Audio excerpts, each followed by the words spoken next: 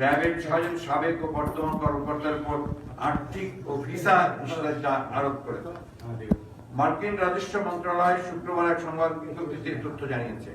এ সম্পর্কিত মার্কিন রাজস্ব বিভাগের দেয়া এক বিজ্ঞপ্তিতে সুস্পষ্টভাবে র্যাবের বিরুদ্ধে মানবাধিকারের চরম লঙ্ঘনের অভিযোগ সহ আইনের শাসন, মানবাধিকার, বিভিন্ন মৌলিক স্বাধীনতা এবং বাংলাদেশের জনগণের অর্থনৈতিক সমৃদ্ধি ক্ষুণ্ণ করার মাধ্যমে মার্কিন জাতীয় নিরাপত্তা স্বার্থ হুমকিতে পড়েছে বলে উল্লেখ করা হয়েছে।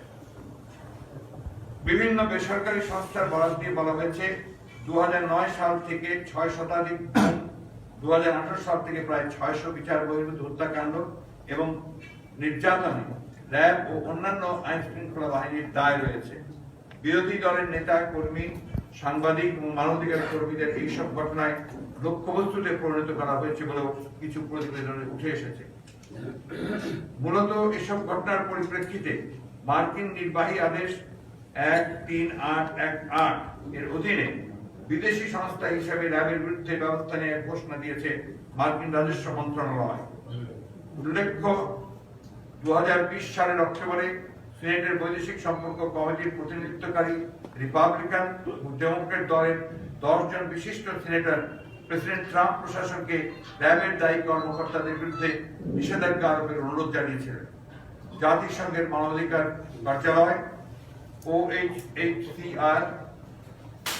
OHCHR সহ অন্যান্য অধিকার গোষ্ঠীগুলিও সরকারকে র্যাবের লাগাতার নৃশংস নিপীড়ন কার্যক্রম যেমন গুম, ক্রসফায়ার, বিচার বহির্ভূত হত্যাকাণ্ড বন্ধের জন্য চাপ প্রয়োগ করে আসছিল। প্রিয় সাংবাদিকবৃন্দ, বাংলাদেশের বিশেষায়িত একটি আইন প্রয়োগকারী সংস্থা সাবেক বর্তমান শীর্ষ কর্মকর্তাদের বিরুদ্ধে আমাদের প্রধানতম বন্ধুপ্রতিম অর্থনৈতিক উন্নয়ন ও রাজনৈতিক কৌশলগত অংশীদার মার্কিন যুক্তরাষ্ট্রের তরফে এই ধরনের নিষেধাজ্ঞা অত্যন্ত বিব্রতকর ও উদ্বেগজনক। তবে তা ছিল নিঃসন্দেহে অবশ্যম্ভাবী, কারণ গত 1 দশক ধরে বিএনপি সহ বাংলাদেশের প্রায় সকল গণতন্ত্র চর্চায় বিশ্বাসী রাজনৈতিক দল বিচার বহির্ভূত হত্যাকাণ্ড, গুম, খুন ও ভয়াবহ নির্যাতনের বিষয়ে দেশের ভেতরে ও বহির্বিশ্বের নানা আন্তর্জাতিক ফোরামে ব্যাপকভাবে আলোচিত। এই প্রসঙ্গে আমাদের সম্মানিত সাংবাদিক বন্ধুদের নিশ্চয়ই মনে আছে 2013 সালের 13 এপ্রিল বিএনপির জনপ্রিয় নেতা ইলিয়াস আলী ঢাকা শহর থেকে গুম হয়ে যাওয়ার কথা।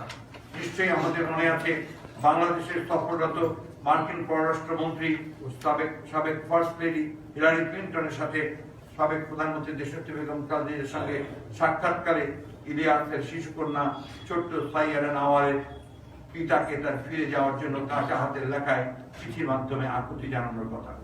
নিশ্চয়ই মনে আছে বিএনপি জাতীয় স্থায়ী কমিটির অন্যতম সদস্য সালাউদ্দিন আহমেদের হারিয়ে গিয়ে পরবর্তীতে ভারতের মেঘালয়ে পথে পথে হেঁটে বেড়ানোর সংবাদ প্রকাশের কথা। আমরা নিশ্চয়ই বিস্তৃত হয়ে যায়নি ফটো সাংবাদিক শফিকুল ইসলাম কাজলের কথা।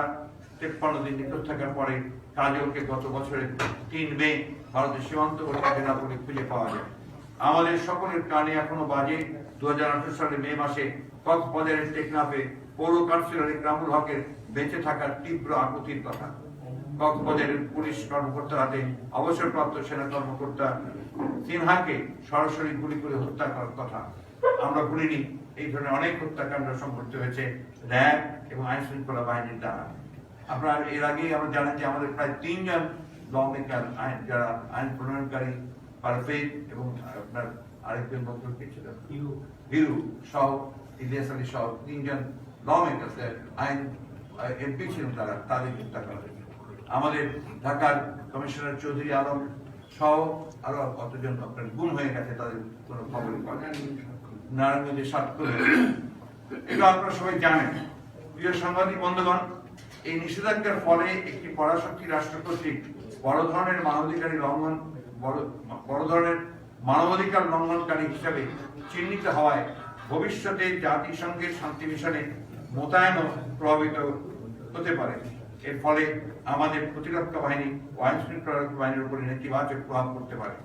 প্রিয় সাংবাদিক ভাই বোনেরা, সাম্প্রতিক বছরগুলোতে গণমাধ্যমে প্রতিনিয়তই পুলিশ বা র্যাব সদস্যদের সঙ্গে গ্রেফতার ও পলাতক ব্যক্তিদের বন্দুকযুদ্ধের সংবাদ প্রচারিত হয়।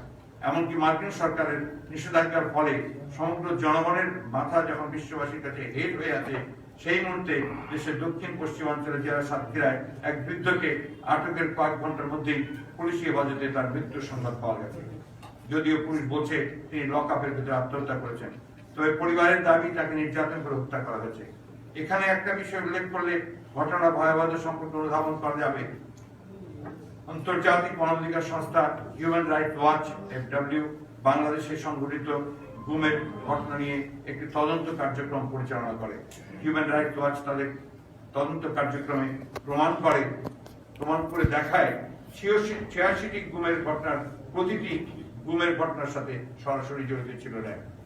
প্রিয় সাংবাদিক ভাই বোনেরা, বাংলাদেশের মতো পোশাক সহ অন্যান্য পণ্য, শ্রমশক্তি, নিরাপত্তা সার্ভিস রপ্তানি নির্ভর দেশের জন্য মার্কিন সরকার কর্তৃক দেশের অন্যতম প্রধান আইন শৃঙ্খলা বাহিনীর প্রতি নিষেধাজ্ঞা আরোপ সুদূর প্রসারী প্রভাব রয়েছে।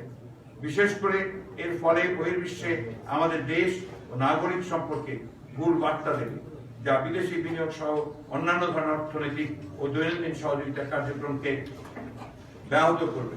বিশেষ করে জাতিসংঘ, বিশ্ব ব্যাংক ও IMF সহ নানা আন্তর্জাতিক প্রতিষ্ঠান, শান্তিপ্রিয় দেশের কাছে বাংলাদেশের ইমেজ ব্যাপকভাবে ক্ষুণ্ণ হবে। অথচ এরকম পরিস্থিতি লাগাতারভাবে জনগণের মানবাধিকার ও মৌলিক অধিকার লঙ্ঘনকারী বর্তমান অবৈধ সরকারের মন্ত্রীরা র্যাবের বিরুদ্ধে অভিযোগকে কাল্পনিক অভিযোগ বলে উড়িয়ে দেওয়ার অপচেষ্টা চালাচ্ছে।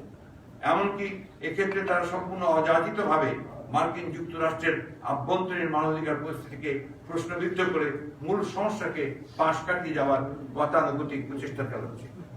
তাদের মন্তব্য, বিবৃতি দেখে মনে হচ্ছে যেন হঠাৎ করে এই অভিযোগ উত্থাপিত হয়েছে।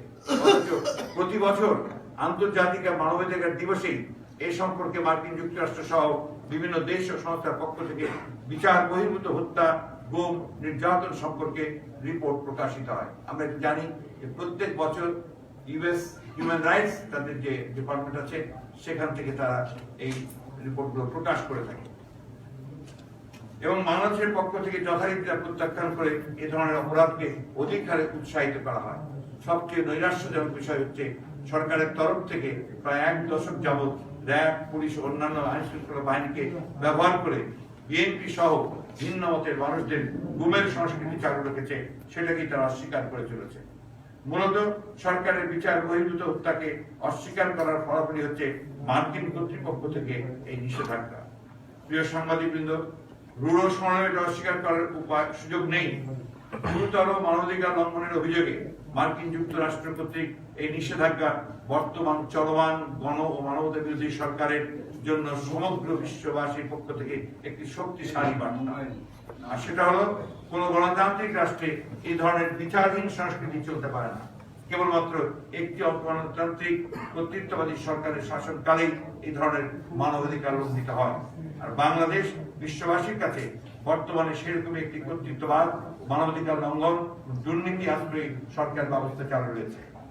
বিএনপি মনে করে র্যাবের উপর মার্কিন নিষেধাজ্ঞার সকল দায়িত্ব সরকারকে নিতে হবে। ক্ষমতাকে চিরস্থায়ী করবার লক্ষ্যে আইন শৃঙ্খলা রক্ষাকারী বাহিনীকে বেআইনিভাবে ব্যবহার করার সকল দায়িত্ব তাদের। সাম্প্রতিক সময়ে মার্কিন প্রেসিডেন্ট জো বাইডেন কর্তৃক আয়োজিত সামিট ফর ডেমোক্রেসি বা গণতন্ত্র সম্মেলনে বাংলাদেশকে আমন্ত্রণ না জানানোর মধ্যে দিয়ে তা আরো সুস্পষ্ট হয়েছে। প্রিয় সাংবাদিক ভাই ও বোনেরা, বাংলাদেশে চলমান নির্বাচনহীন সংস্কৃতি, দিনের ভোট রাতে লুটের সংস্কৃতি অব্যাহত রাখার জন্য তারা র্যাবকে সহ আইন শৃঙ্খলা রক্ষাকারী বাহিনীকে অত্যন্ত নগ্নভাবে ব্যবহার করেছে। র্যাবের বিরুদ্ধে উত্থাপিত অভিযোগ কার্যত রাজনৈতিক সরকারের দায়। তাই র্যাবের বিরুদ্ধে যে নিষেধাজ্ঞা, তা এক অর্থে বর্তমান সরকারের বিরুদ্ধে নিষেধাজ্ঞার শামিল। কারণ আওয়ামী লীগ সরকার গণতন্ত্রহীন সরকারকে টিকিয়ে রাখার জন্য র্যাবকে বিভিন্ন আইন বিরোধী সংস্কৃতির অংশ হতে বাধ্য করেছে। অতএব কার্যত রাজনৈতিক সরকারগুলো দায় বাংলাদেশের কোন প্রতিষ্ঠানকে দেওয়া যাবে না। তবে যারা ইতিমধ্যেই সরকারের এই ধরনের অবৈধ ক্ষমতাকে টিকিয়ে রাখার জন্য নিজেদেরকে অংশীদারি পরিণত করে নানা ধরনের বিচার বহির্ভূত সংস্কৃতি চালু রাখতে ভূমিকা রেখেছেন, তাদের বিরুদ্ধে অভিযোগ দায়ের করে বিচারের আওতায় আনতে হবে। সরকারি কর্মকর্তা হিসেবে পুলিশ,